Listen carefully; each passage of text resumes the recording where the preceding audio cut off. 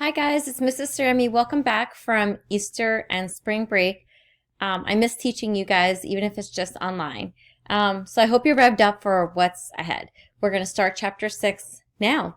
6.1, what we're going to learn today is rewriting and evaluating rational exponents. Rational, you learned in Algebra 1, means a fraction.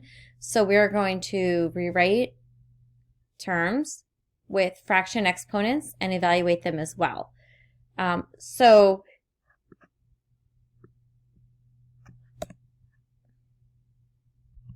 we're going to start with something that you know, rewriting and evaluating with a rational exponent with a numerator of 1. We'll start with the easier ones first.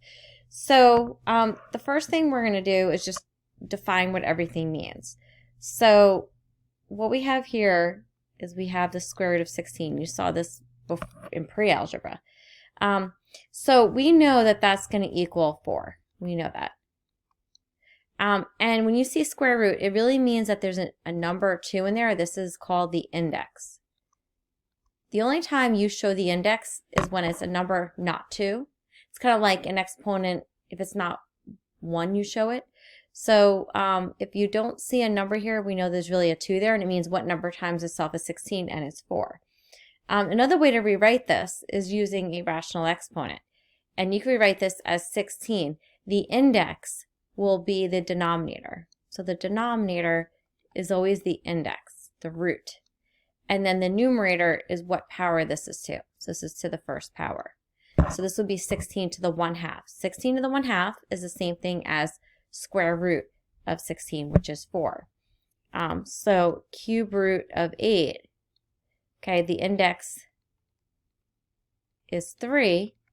So we know the denominator is going to be 3, and it's 8 to the first power. So these two are equivalent expressions, which will give us 2. This, just so you know, if we had in here, we know 8 is 2 cubed. So if we had 2 cubed, we know it's that the index is 3, the power is 3, so it's really 2 to the first, which is 2, which gives you the same answer. A couple more we'll do it the other way around though.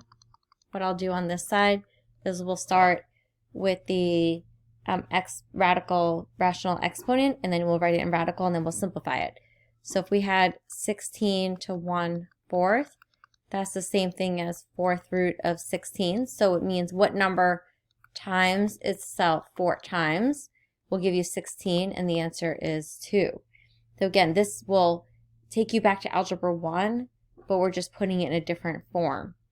So if we have negative 27 raised to the 1/3 power, that's the same thing as cube root, because this is the index, of negative 27. So again, what number times itself 3 times will give you a negative 27, and that will give you negative 3. That would be our answer. Okay, so that's rewriting it from rational to radical and radical to rational. You're going to have this as part of your homework. The other part of your homework will be to evaluate. So now we're going to do it with any rational exponent right now. My recommendation before we start solving it is just look at the rules. For me, I like to simplify the root first. I think if we use small numbers, it's easier. And then I evaluate the power next. This is how I like to solve it. So what do I mean by that? Well, if we have an example like the square root of 4 cubed, okay, I would evaluate the square root of 4 first, which is 2, and then I evaluate the power next. I just think it's a lot easier than trying to do the powers. If we have 4 to the 5/2 power, this is the same thing as the square root of 4 raised to the 5th power.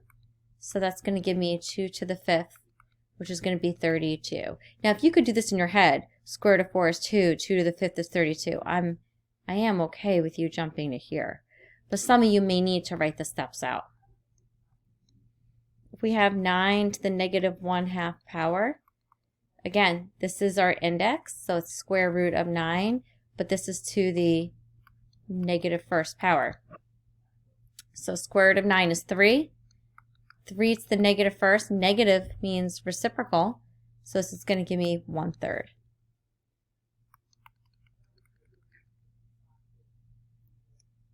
Let's do another one. So D, 81 to the 3/4 power. That's going to be the 4th root of 81 to the 3rd power. So again, it's just easier to do the root first. The 4th root of 81, you're going to have small numbers for me, like 1 through 6 really. So it's going to be 3, because 3 times 3 is 9, and then 9 times 9 is 81. So that's going to give me 3. 3 cubed is 27. And just a few more together. I just want to make sure you guys are okay. Negative 125 to 2/3. That's going to be cube root of negative 125. And then we square it. So what number times itself 3 times will give you a negative, which that would be a negative, -5. -5 squared, don't forget to square the negative as well. It's part of the number, is 25. And last one for this guy, we have 100 raised to the -3/2 power. So we're going to have the square root of 100 raised to the -3rd power. So we have 10 to the -3rd power. Well, 10 to the 3rd power is 1,000, but negative means reciprocal. So it's 1/1,000 for that.